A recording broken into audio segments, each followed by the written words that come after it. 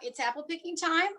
October is officially not only pumpkin month, but it's also apple month. So hopefully you've been able to get some really good apples out there, especially here locally. We have some great, great apples. We're going to start off with making the apple cobbler. And as I mentioned to a few people, you can also interchange this recipe with peaches as well. I am going to use today Honeycrisp apples because it's my family's favorite apple.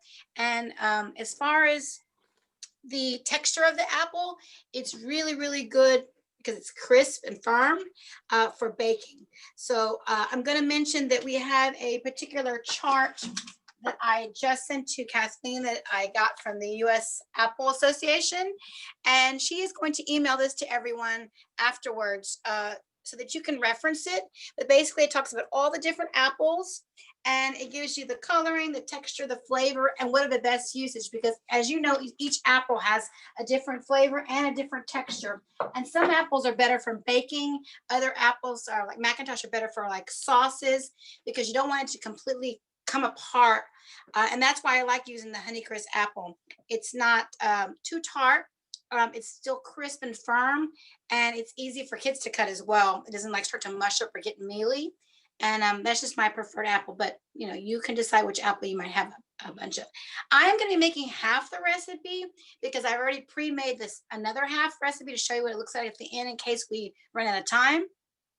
But you make the full recipe, okay? So I have maybe a smaller pan than you have. I have this smaller pan here, but it's recommended the 9x13 pan. This is a half size pan. And I'm using this small too because I need this small size to fit into this miniature oven right here, okay? So if you would like to get started, you can go ahead and put your ovens at 350 to get started. That's just actually my timer on there of things, but it's actually at 350 degrees Fahrenheit. I've already pre-washed my apples. And I have 3 here, but you know, you're gonna need, I think the recipe calls for 5, I believe. And that makes the around the size for that amount of dough or batter, okay? I professionally do not like to use a peeler too often, except for like I'm using my celery. So I'm gonna show you how I cut mine with the apple with just a serrated knife. I take my ends off. And these are gonna get peeled. On our second recipe, we won't need any peeling. And that'll be really good for kids if they want to help out doing those cutting of the apples. Some people have apple peelers or little machines, you know, that you crank up. Those are really cool. So I just like to just go right off and just take the ends off there. Peel. Sometimes kids have a really tricky time with working a peeler and they're scared they're going to cut themselves. So this way they can't really mess up because the shape's not going to really matter. So if they take a little too much, it's okay. You know, it might be easier for them because it's flat on the surface for them to be able to help you. Because I'm all about, you know, everybody working together and doing this as a family. So going to continue on. So you can just teach them to go down towards the board. So this way they don't cut their little fingers, okay? And if they take a little much, you know, I know we try to save as much as possible, but this way, you know, they can participate, okay? And since I flattened the bottoms, it's nice and steady. Okay, I'll just come back and shave a little bit off there. And I got one more. And again, you have more apples than me, so I'm gonna do 3 of mine.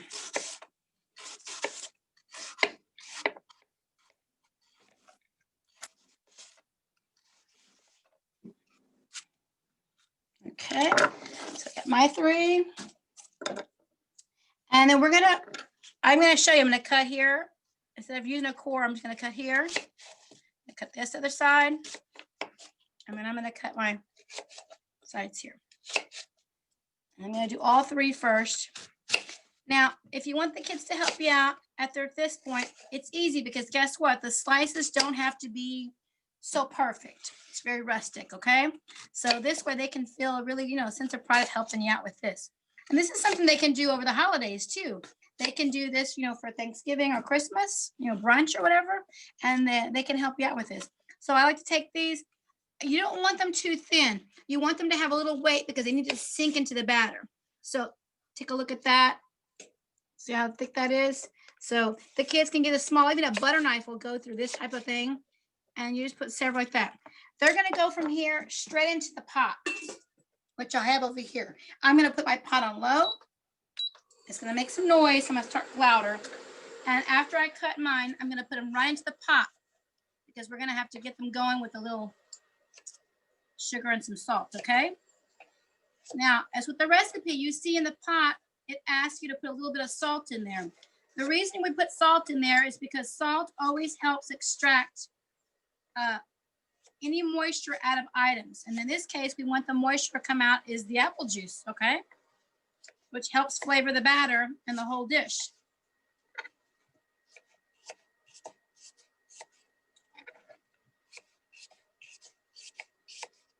If the kids make them a little bit bigger or some smaller, I mean, it's okay. You want them to participate, okay? They don't have to be perfect. Some people do them in a mandolin. You know, we're just trying to keep it easy and simple for the kids, okay? All into the pot.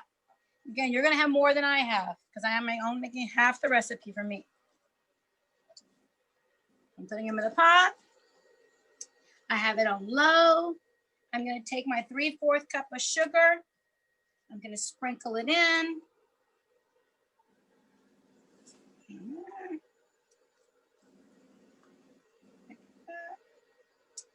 I'm going to take my 1/4 teaspoon of kosher salt, sprinkle that in. And then I'm going to take my silicone spatula and stir it up. Get it all nice and coated, okay?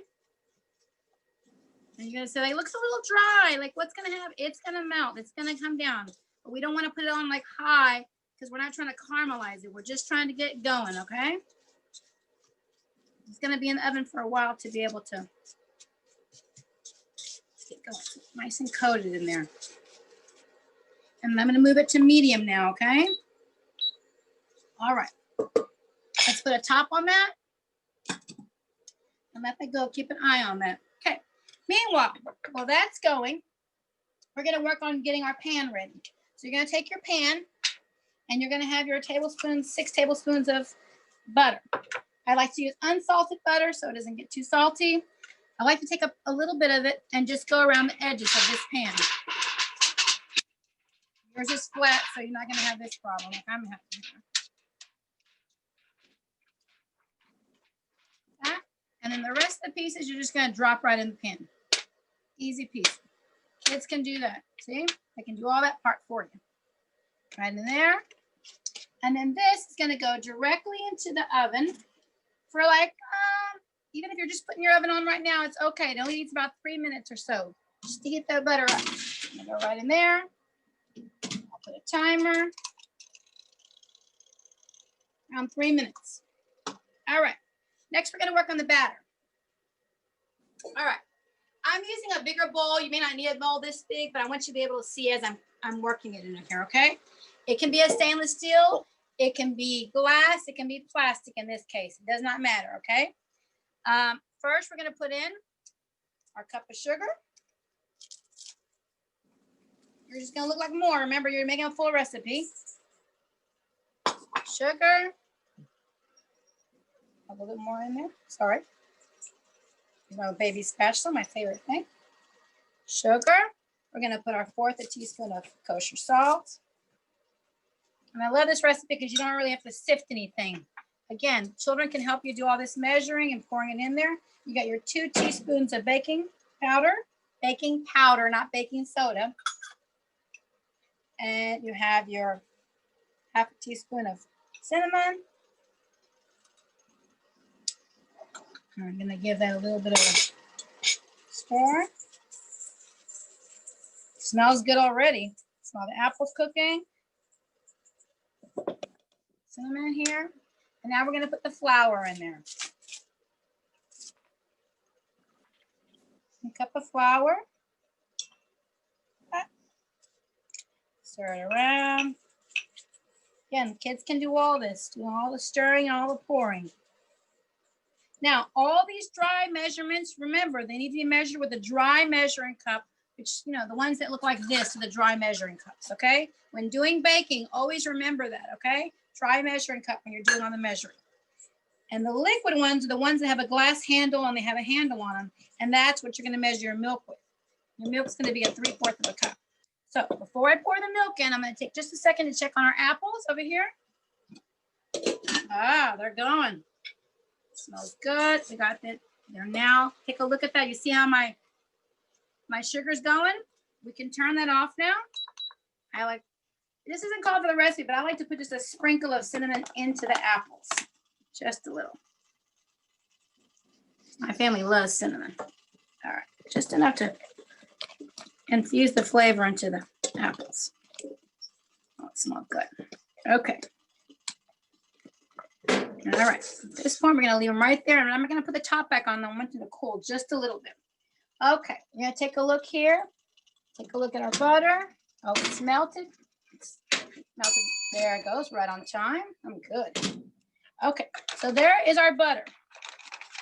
Let it cool in a cooling rack, just like that. Okay, and we're gonna continue with the batter. Excuse me. Take our 3/4 cup of milk.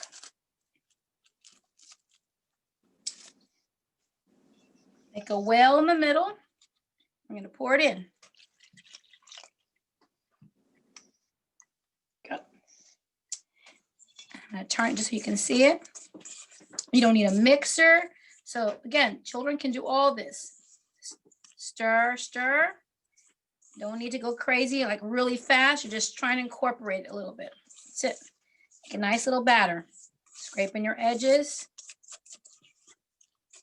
Just moving it around a little bit.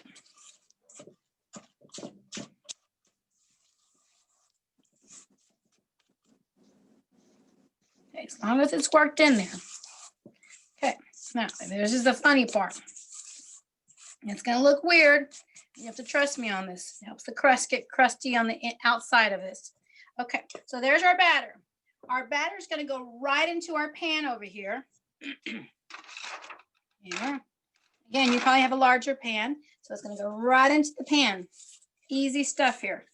And if your pan ends up cooling, like you get distracted or something happens, it's okay. As long as your butter is not in, chunks and it's just like it's soft, you're okay. So that happens. I know if the phone rings or something, you stop. It's okay. You don't have to start all over and get the butter hot. Okay. As long as it's kind of like liquidy and melted, you're good. All right. Get all that good stuff. Easy. Again, this is all stuff that kids can help you do. Cold already because it's aluminum. Okay, so you're going to take your batter and you're going to kind of just bring a little bit from the ends and go in like this. You don't get crazy mixing it. It's okay. I just like to bring it all into the middle, a little butter in, and then push a little butter out, a little batter out. Okay. Because it's mixed like this with a little butter toward the end, the ends are going to get nice and crispy. I know someone asked me about crispy. We like to have crispy ends and a crispy top, okay? So that's about as much as you need to do with that, okay? No like major stirring or anything like that. And you want to shake it and get a nice even layer. Now, next we're going to do is we're going to put the apples in here. Now, the apples, you're not going to dump them in there. You're going to just spoon them in there. Again, this is something that children can help you with. Taking them in. And with the weight of the apple, they're going to kind of eventually go down to the bottom, okay? Scoop them in, easy peasy.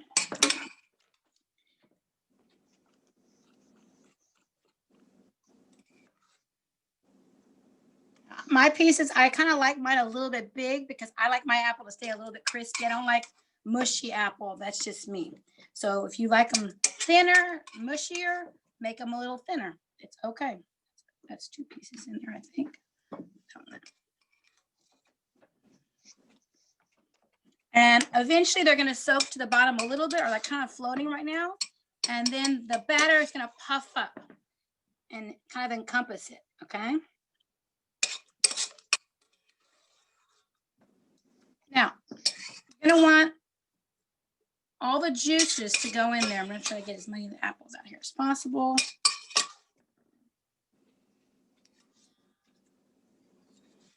Okay, and you want all the juice to go in there. Okay, there you go. Now let's get those apples in there. Nice and even. Good. Shake it up a little bit. And then I like to take a little bit of a sprinkle on top of just cinnamon. I can tell you, we really like cinnamon. A homemade look. Okay. Go. Now, we are going to put it into the oven. We're going to put the timer for like 30 minutes, but it takes more than that.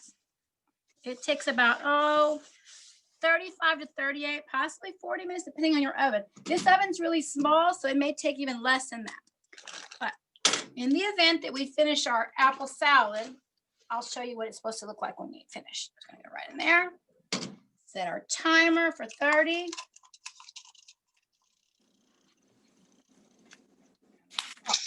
Now I want to show you, like, if you want to do maybe like individual portions, you can make them in these little crocks like this. And that'll be okay. What you would do is you'd put, a little bit of butter in each one of these, and then you would put the batter and divide the batter up, and then divide the apples up.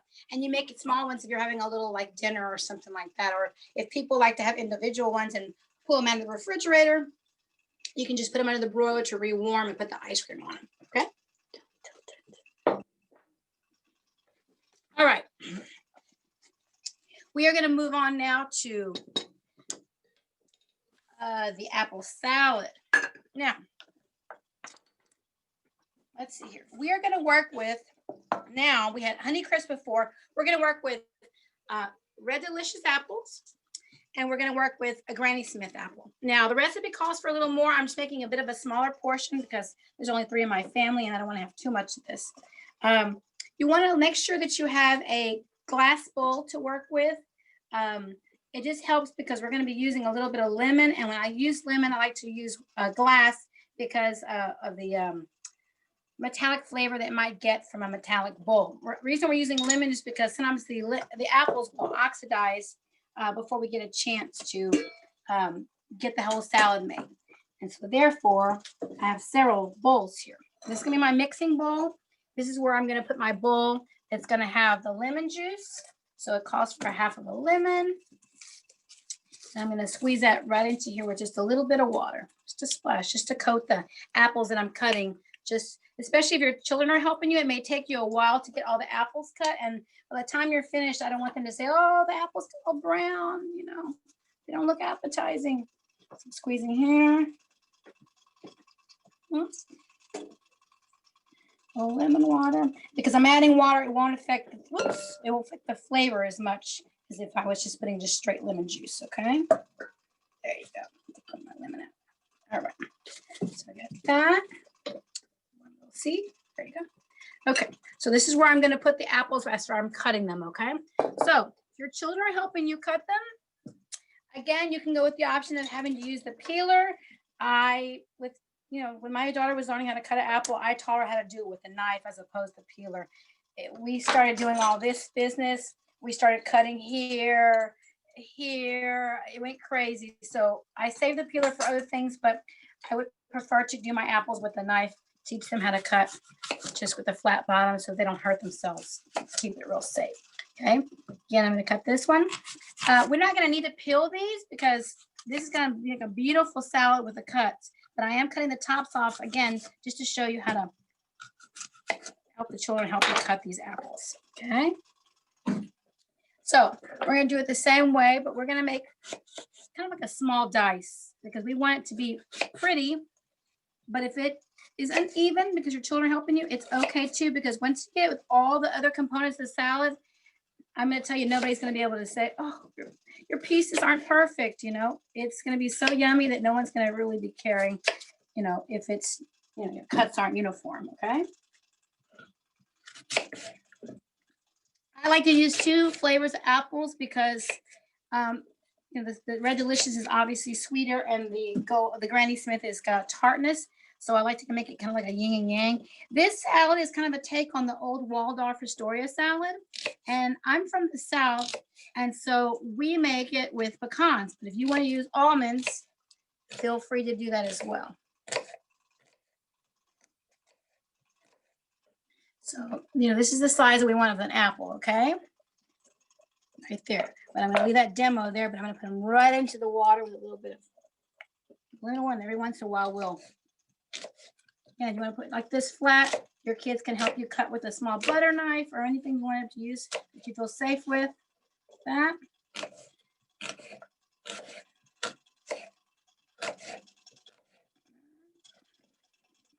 Apples in there.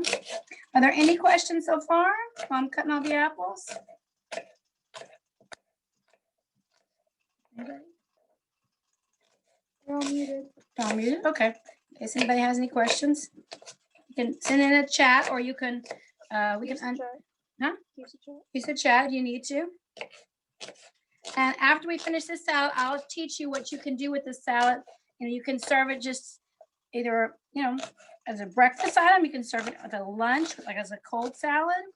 I'm going to add some chicken to it and toss it up and then put it in a wrap and show you how you can use it in a wrap. And then I'll toss it up with the green salad and show you how to do it with the green salad. Can you use a glass pie plate for the apple cobbler? Yes, you could. It may not all fit in there, so you may need two, because that's an awful, a lot of apples to fit into one. But if you think you can get it into one, but you saw how much it was in the pan, because it puffs up. So I would suggest if you're baking in the oven with a pan pie or anything, just to be safe to save your oven, you might want to put a tray underneath it, because if it spills over, if you're not sure on the sizing. But yes, you definitely can do that. Or a glass casserole pan. It doesn't have to be metal. All right. That one. Keep adding our apples.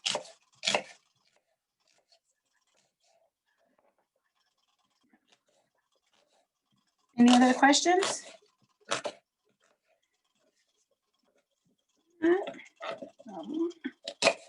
It's a lot, so that's why I said I kind of reduced the recipe, because I don't think that we'd be able to eat all this in a couple of days.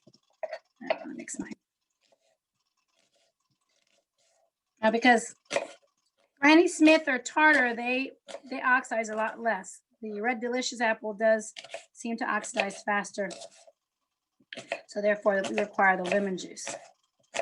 And if your kids were cutting them probably a lot slower than me, then you definitely want that lemon juice ready.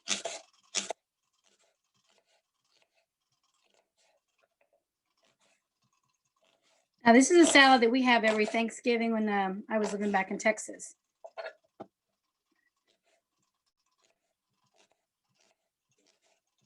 We have a whole bunch of pecan trees, so we always started adding pecans instead of almonds to it. Not almonds, sorry, walnuts. And it's really good. Okay, so I got all my apples.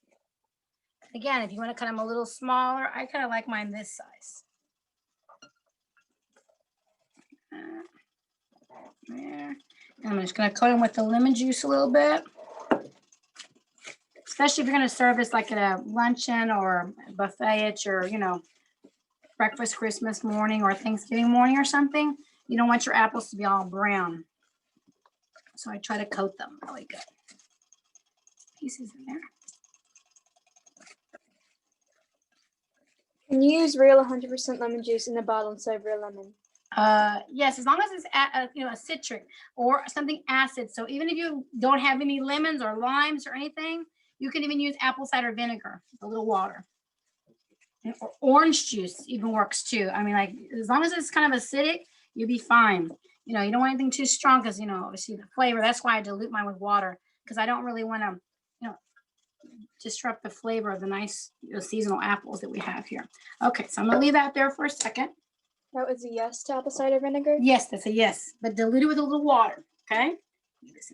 All right, so this is going to be our mixing bowl here. All right.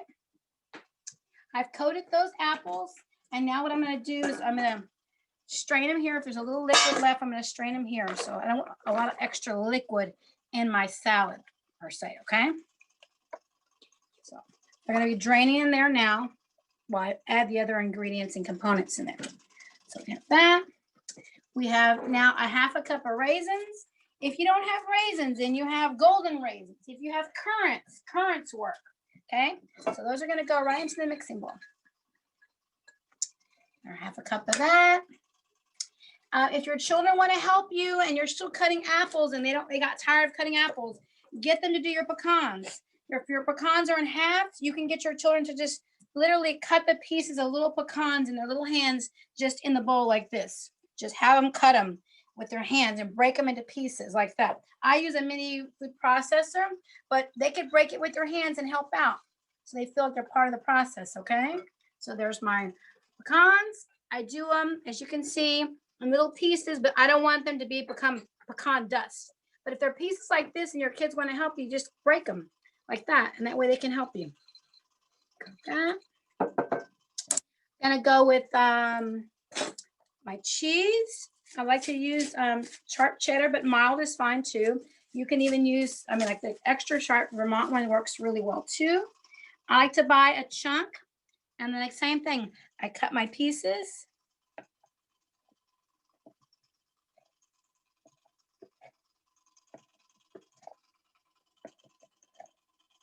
Okay.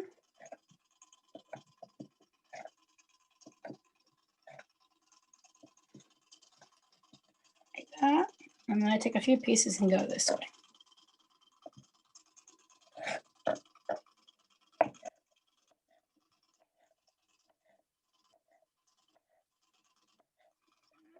Right in there. The first time I can still remember the first time I had this salad. I think I was about 9 or 10 years old. And I thought, what a weird combination. I love cheese. I love apples. I love raisins. And I grew up just eating pecans all the time. And I thought, this is like a lot of my favorites. This is so good.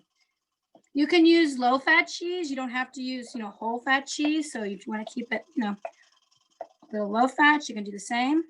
The same thing when we add our mayonnaise. If you want to add, low fat or no fat, or you want to use a plain yogurt, you can do that as well. Just like to toss it. Like that. And there. And we're going to do with our celery. Now, as much as I like celery, I can't stand to eat celery and it gets stuck in my teeth. Let's take a look at a real quick look at our cobbler. Now, as you see, it's puffing up, right? But it's still not ready. So we're going to push it back in there. Did you see how it puffs up? For the person who asked about the dish. So I have a tray underneath mine in case it spills over, okay? All right, back to the salad. I don't know if I'll need all of this, but I know I need one.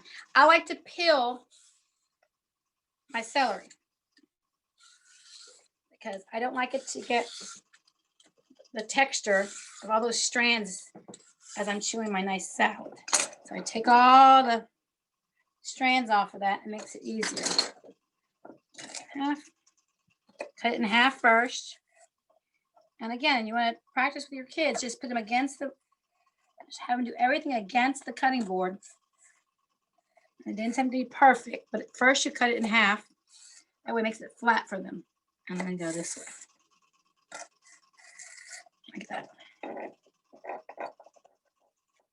Now, when my aunt makes this, she makes it in very tiny pieces, but, for your children, you can't ask them to make it in, perfect little pieces. They're just going to be happy they got the whole salad done, okay?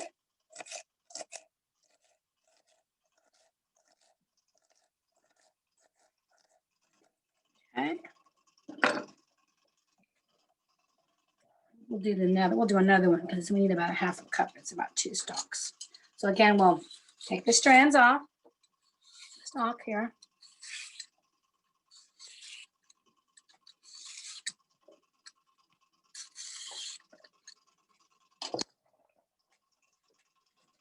All right, throw that away. In half. Cut this in half.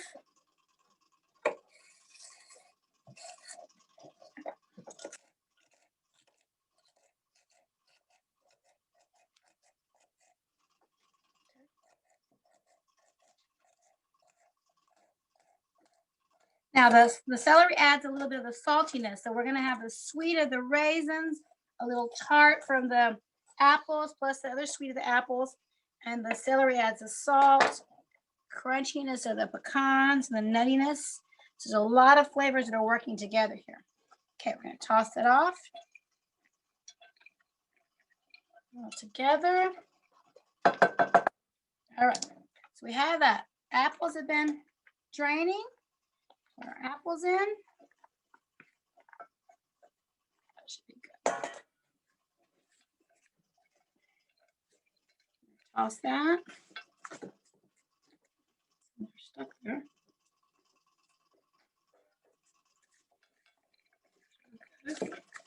I might need a deeper bowl, but this is my glass one that I have for this. So I made the recipe a little smaller. Everything's coated really well.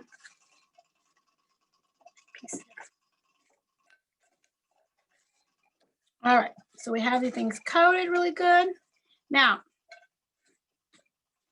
I'll move it this way for me. Okay, so now we're gonna add a mayo, or if you have plain yogurt, you can use. This is about 1/3 of a cup. Now I like to go a little slow. I'm gonna put like maybe half that amount in there. And it's to taste. So, you know, it just depends on how you like it. If you like it just slightly coated, you put a little bit less. If you like it a little more, you put a little more. I also like to sprinkle mine with a little bit of powdered sugar, and it helps also draw out a little bit more of the flavor of the apples.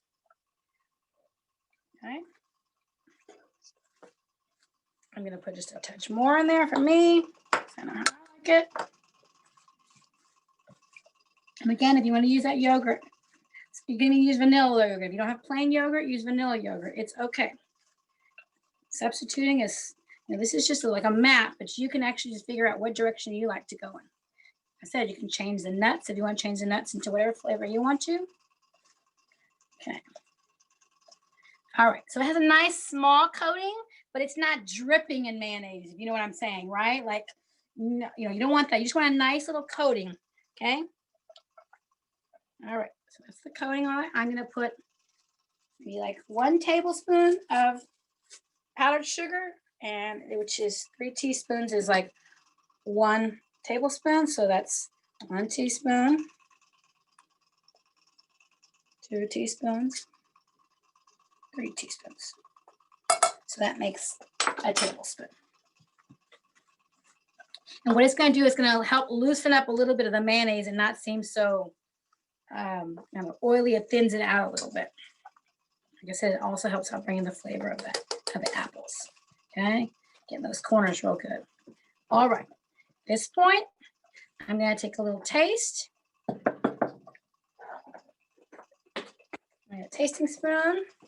Here's a little taste. Try to get a little bit of apple, raisin. Yummy. You taste the raisin, the tartness of the green apple, the sweetness of the red apple, and the saltiness of the cheese. It makes it creamy. So good. Okay. So we have this apple salad. Now, I'm going to show you a little something to do with it. I'm going to turn it into like a chicken salad as well. It's Yes. Lauren. Can you use regular sugar if you don't have powdered sugar, or just use less? If you use regular sugar, it's going to be grainy and kind of almost gritty. So it either needs to be like a powdered sugar, if possible. Okay. And if you don't have it, then you can wait. If you find some, whatever, you don't have to add it in now. And it's actually optional. You may not even need it. I just know that I'm used to putting it in there, so it's more for me, but it's not like necessary to complete the whole process. You understand what I'm saying? Yep. And then can you use Greek yogurt instead of regular yogurt? Absolutely. I've done that as well. And when I used it, I'm not a big fan of how tart that is. I've even added like a touch of honey into the Greek yogurt a little bit just to flavor it up for me. But if you don't mind the flavor of just plain Greek yogurt, use it. Or if it's a vanilla Greek yogurt, use it. Okay? You can do that. Just, again, you just want it to barely coat it. You don't want it to be like swimming in it. Definitely not. So I'm going to take another bowl. And I'm going to add a little bit, maybe like a 1/2 cup. Can I put regular sugar in some water to dissolve before adding to salad? No, it's going to be too watery. Yeah, can you hear me? Yeah, if you put the regular water with just a little, sugar with regular water, it's just going to be watery. You're going to have a big water mess. Your raisins are going to start to swell. It's going to make your cheese wet. So you want to just go with the powdered sugar or none. So it's either or. So I put about a 1/2 cup of the apple salad in there. Maybe I'll put a little bit more. And what I'm going to do is I'm going to make a chicken wrap with this. So right here, I have a grilled chicken breast that I had left over from dinner last night. If you have leftover pulled chicken from, let's say, a Costco or BJ's chicken, you can chop it up and put it in here as well. I'm going to take half of this breast and I'm going to slice it. Someone said just enough to cover sugar should work. Yes, just enough to cover what? Sugar? Oh, I'm not sure what that question is. Can someone please resend that in? We didn't get, we don't understand what that says. But the powdered sugar is supposed to be about a tablespoon. If you don't have a tablespoon, put 3 teaspoons. So I'm cutting my chicken breast.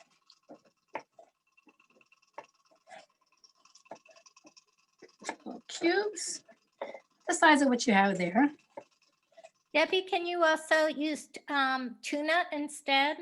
Yes, you can do that. I was going to get to the things. I've done it with shrimp. You know, it just depends on your taste profile. But tuna is an excellent substitute for this. I've done leftover turkey on Thanksgiving for the next day. If I had a brunch, I made the salad for breakfast and threw the turkey in there. And people are like, oh, yeah, great, you know. So I'm just going to put a little chicken in there. You can put a little salt and pepper if you want to, even though it may seem weird. But I'm just going to toss it up a little bit. If it doesn't seem to bind anymore, I can add a little bit of more mayo if you want to, you know, for a wrap. So we'll be, you know, a little bit more, you know, it has more as far as sticking power. Someone said that make a simple sugar syrup by putting a little water and sugar and let it dissolve for the salad. It's going to end up making, for the person who's asking the question about asking for the water and making simple syrup, it will become too watery. It will make your raisins swell and your cheese kind of start to get very mushy. And so it's going to kind of mess up the integrity of the salad. I'm all about substitute, but I would almost rather you squeeze like a tablespoon of honey in it before I would put the simple syrup. Just, you know. Okay, see, it coated the chicken up really good there. And then next, I'm going to wipe this down a little bit and get me a tortilla. We're going to make a little quick little lunch wrap here with your leftovers from like last night. So I'm going to take my tortilla and I'm going to put this in there, my apple salad. I think that's going to do it. Right in there. So I'm going to take that, put my ends in, flip, squeeze, squeeze, tight, tight, tight, tight. And then I'm going to cut that at a diagonal. And then we're going to be ready for a nice lunch right there. So you can have a nice little lunch like that, okay? So you make a little wrap like that, all right? You could grill your tortilla if you wanted to. You could have it with a salad. I'm going to show you how we're going to use this with a salad. I'm just going to turn this over to the side here. If you have greens and you have a little bit of the salad left for your lunch and you want to make a little lunch salad to take with you, you could just do the same thing. You could take about a half a cup of this, if not more. Put it in here.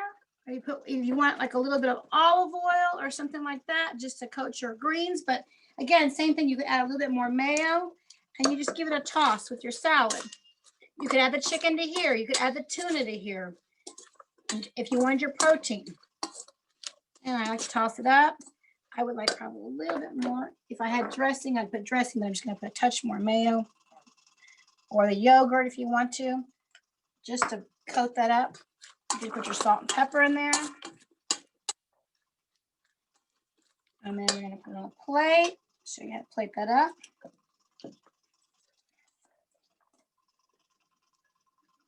There, just like that. Top and pretty. That. And then I'm going to show you take your other chicken.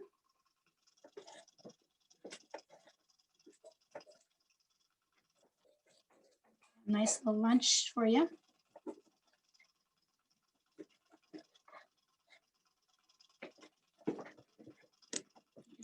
Fan that out over the. I want to show this off your salad a little bit more. You can put a little bit there, just like that. Okay. Nice. All right, then you can have another lunch just like that, okay? So these are things that you can do with that. Again, you can put tuna there like that. Let's take a look at our cobbler. It smells delicious. The timer hasn't gone off, but I am using a small oven, so sometimes it cooks a little bit faster than your large oven. Let's take a look.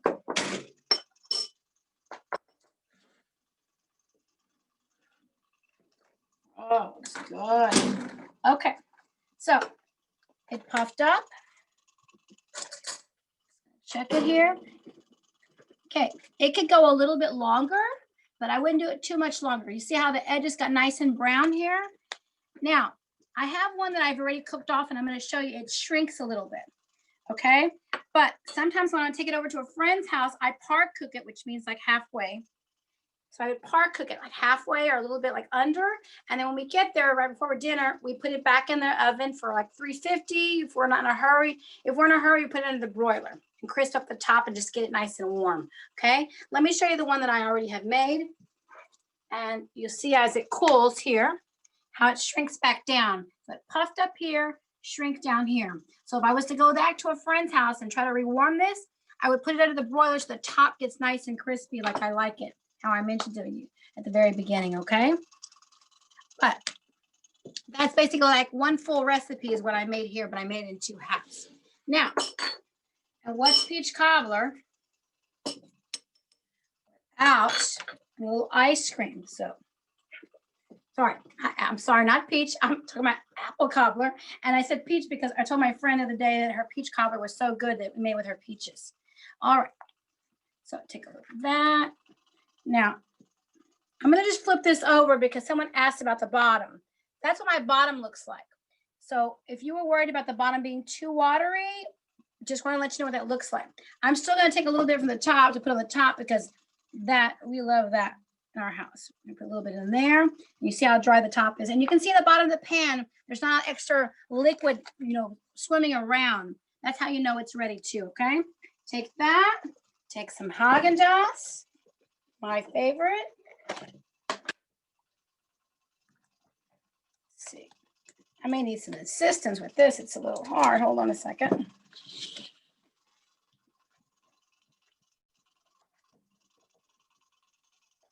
There we go. Perfect. And we put a nice little scoop in there.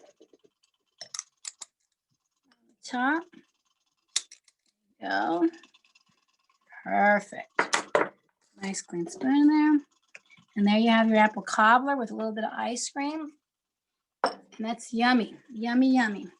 Okay. So we did a lot in an hour. Hopefully it wasn't too confusing, but it's a very easy, simple recipe to be able to just mix up real quick. Not a bunch of extra, you gotta, whip this and whip that.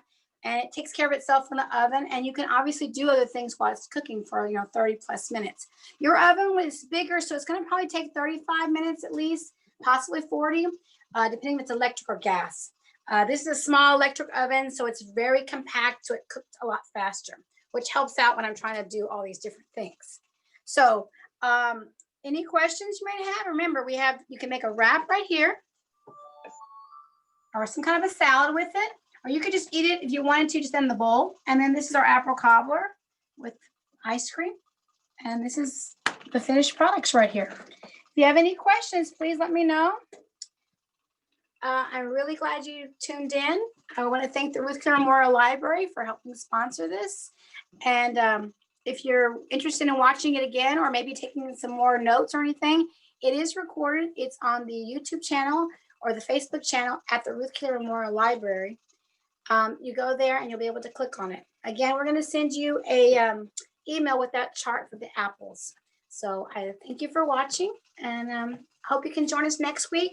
We're going to be doing mummy dogs, and then teach you some decorating tips on how to decorate Halloween cupcakes if you're having something maybe for just your small pod of people that are going to be coming over, or your children's close friends or something like that. Thank you very much.